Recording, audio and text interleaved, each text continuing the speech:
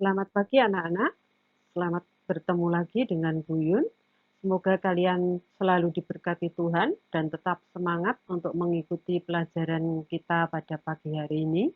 Baik, kita akan belajar bersama-sama tentang sistem gerak pada hewan dan tumbuhan.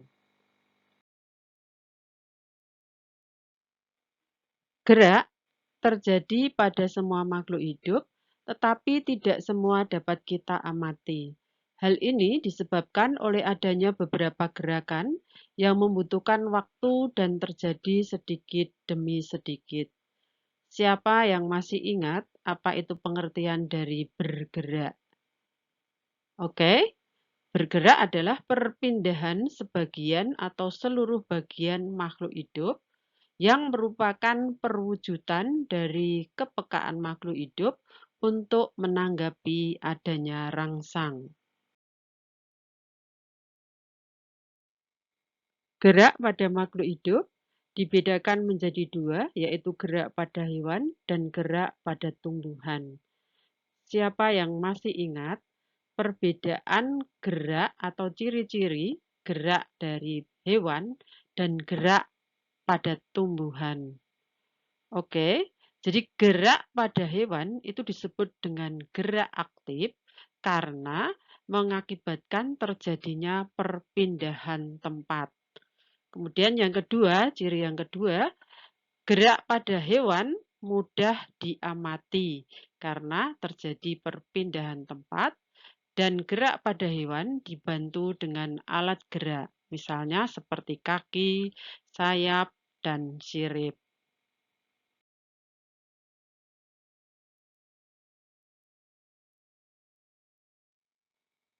Lalu bagaimanakah dengan tumbuhan? Apakah tumbuhan juga melakukan gerakan? Jadi tumbuhan juga melakukan gerakan yang merupakan gerak pasif. Artinya, gerak yang dilakukan tanpa harus berpindah tempat sehingga tidak mudah diamati karena hanya merupakan gerak tumbuh. Selain itu, gerak pada tumbuhan tidak dibantu dengan adanya alat gerak.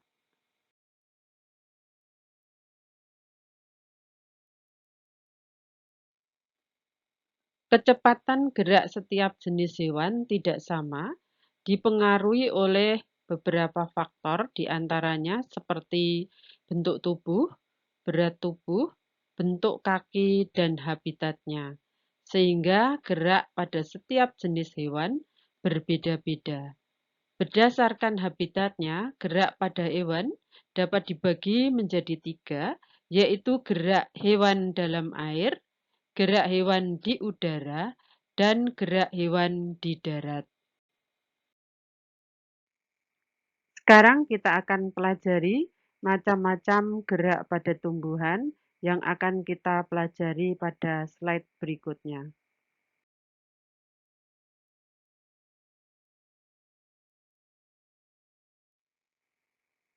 Setiap organisme mempunyai kemampuan untuk menerima rangsang dan mampu menanggapi rangsang yang disebut dengan iritabilitas.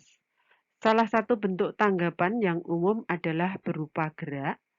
Gerak pada hewan berupa perubahan posisi tubuh atau perpindahan yang meliputi seluruh atau sebagian dari tubuh.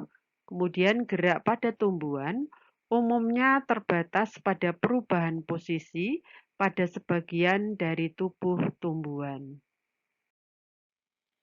Perhatikan peta konsepnya, jadi gerak pada tumbuhan nanti dibedakan menjadi tiga, yaitu gerak higroskopis, gerak esionom, dan gerak endonom. Gerak esionom dibedakan menjadi tiga, gerak tropisme, gerak nasti, dan gerak taksis. Kemudian gerak tropisme nanti dibedakan menjadi fototropisme, geotropisme, tikmotropisme, dan hidrotropisme. Kemudian gerak nasti dibedakan menjadi seismonasti, niktinasti, fotonasti, dan nasti kompleks. Kemudian gerak taksis dibedakan menjadi dua, yaitu fototaksis dan kemotaksis.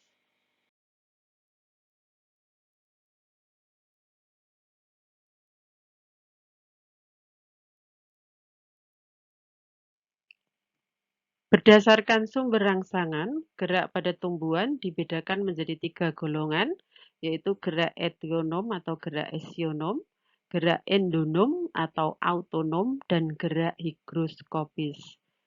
Gerak esionom merupakan gerak tumbuhan yang disebabkan oleh adanya rangsangan dari luar tubuh tumbuhan.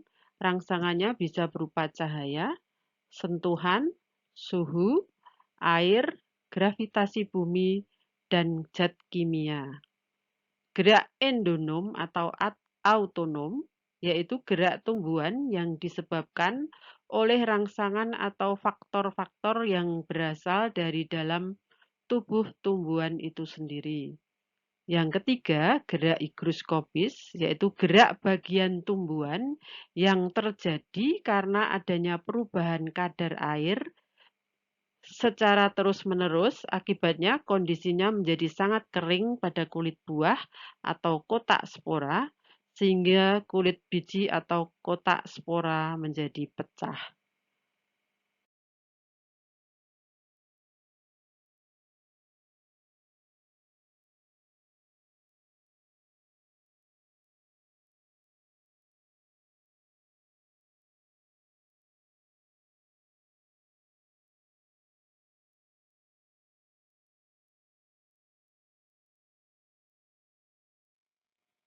Gerak esionom dibedakan menjadi 3.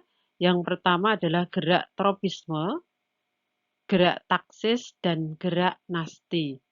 Untuk membedakannya, gerak tropisme itu gerak tumbuhan yang dipengaruhi oleh arah datangnya rangsang. Kemudian gerak taksis merupakan gerak berpindah tempat seluruh tubuh tumbuhan yang dipengaruhi oleh adanya rangsang. Gerak nasti, gerak bagian tubuh tumbuhan yang arah geraknya tidak dipengaruhi oleh arah datangnya rangsang.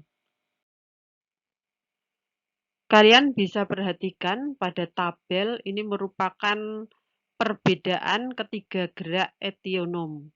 Jadi gerak tropisme dan nasti merupakan gerak sebagian tubuh tumbuhan, kemudian gerak taksis, gerak seluruh tubuh tumbuhan.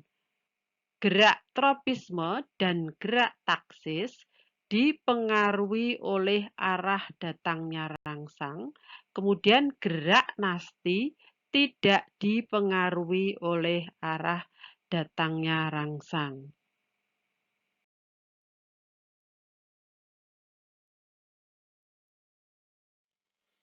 Sekarang kita akan bahas tentang macam-macam gerak pada tumbuhan. Jadi untuk menghafal gerak pada tumbuhan, kalian hafalkan dari sumber rangsangan dari luar tubuh tumbuhan. Siapa yang masih ingat? Rangsangan yang diterima tumbuhan itu ada 6. Jadi pertama air, itu bahasa latinnya hidro. Kemudian suhu itu termo. Sentuhan itu tikmo. Kemudian gaya gravitasi itu geo, kemudian ada zat kimia itu kemo. Dan terakhir rangsangan dari air adalah hidro. Misalkan gerak tumbuhan karena rangsangannya berupa cahaya, berarti kalian tinggal menambahkan cahaya itu rangsangannya bahasa latinnya foto, berarti fototropisme.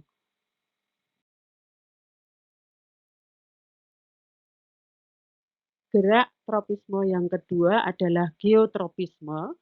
Geotropisme merupakan gerak tumbuhan yang disebabkan oleh rangsang berupa gravitasi bumi.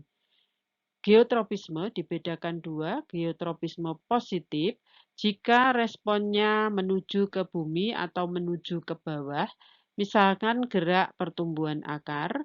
Kemudian geotropisme negatif jika gerak responnya menjauhi bumi atau menuju ke atas, misalnya gerak pertumbuhan batang.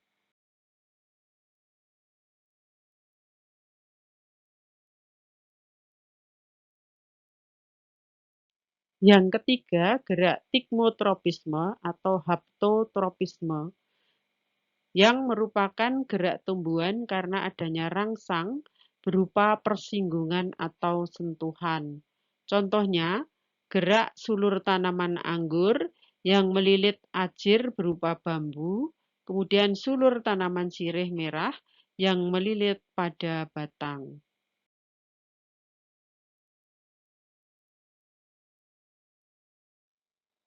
Gerak tropisme yang keempat adalah hidrotropisme, yaitu gerak tumbuhan karena rangsang berupa air. Contohnya, gerak akar akan selalu membelok ke sumber air.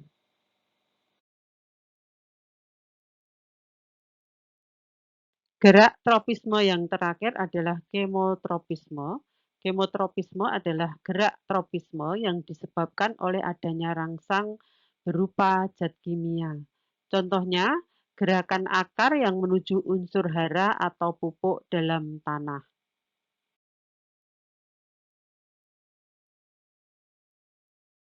Sekarang kita akan bahas macam-macam gerak nasti. Yang pertama adalah niktinasti, adalah gerak tumbuhan yang disebabkan oleh suasana gelap. Contohnya gerak menutupnya daun lamtoro dan turi pada sore hari.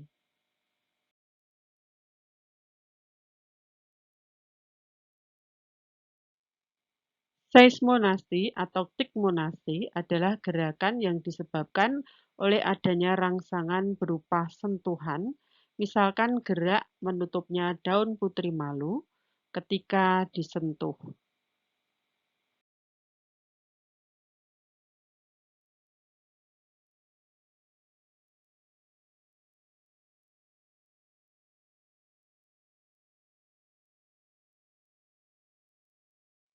Gerak fotonasti adalah gerak tumbuhan karena rangsang berupa perubahan cahaya. Contohnya gerak mekarnya bunga pukul 4 pada sore hari.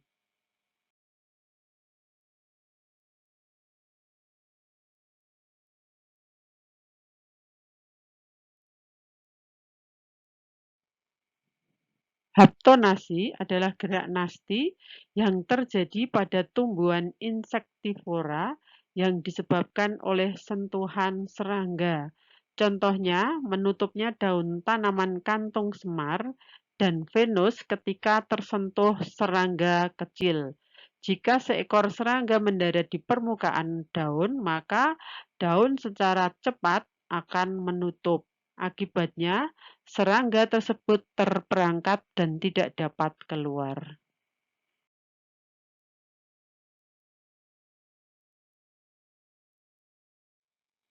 Gerak nasti yang terakhir adalah nasti kompleks, yaitu gerak tumbuhan karena rangsangan lebih dari satu. Misalkan karena rangsangan cahaya matahari, suhu, air, dan zat kimia.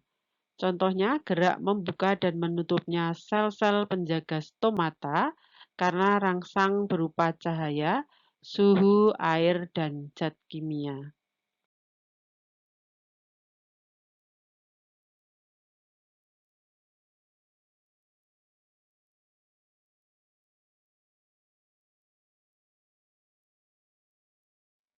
Contoh gerak taksis yang pertama adalah fototaksis.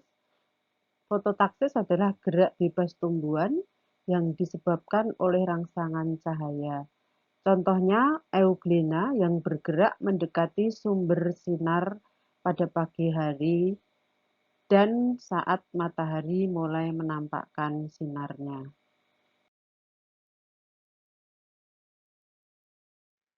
Gerak taksis yang kedua adalah gerak kemotaksis, yaitu gerak seluruh tubuh tumbuhan karena rangsang berupa zat kimia. Contohnya adalah gerak spermatozoid atau sel sperma menuju ke arkegonium pada tumbuhan lumut.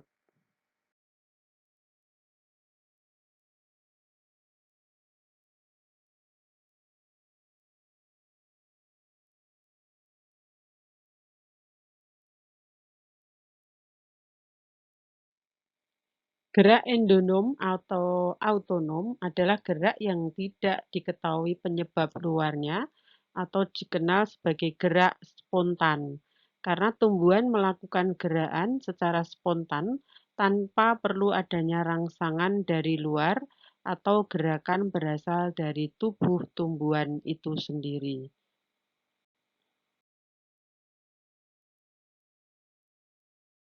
Macam-macam gerak endonom, yang pertama adalah gerak nutasi, gerak tumbuhnya akar, batang, daun, dan bunga akibat respon dari pertumbuhan, gerak melengkungnya kuncup daun akibat perbedaan kecepatan tumbuh, dan gerak kromosom pada siklus seng bawang merah.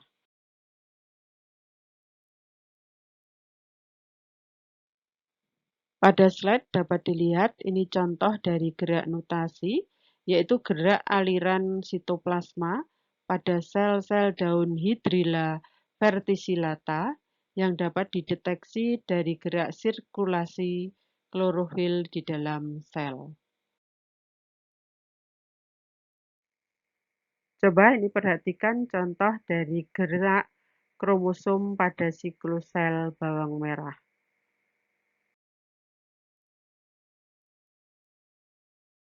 Gerak tumbuhan yang ketiga adalah gerak higroskopis, adalah gerak pecahnya buah polong-polongan akibat perbedaan kadar air. Contohnya, gerak pecahnya polong-polongan pada lamtoro, kacang buncis, kacang kedelai, dan kembang merak. Contoh lain adalah membukanya kotak spora pada tumbuhan paku dan tumbuhan lumut.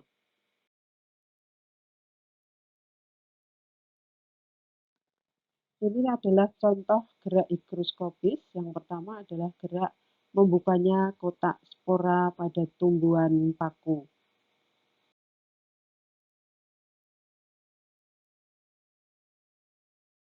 Contoh gerak higroskopis yang kedua yaitu pecahnya buah polong-polongan pada tanaman turi yang sudah tua.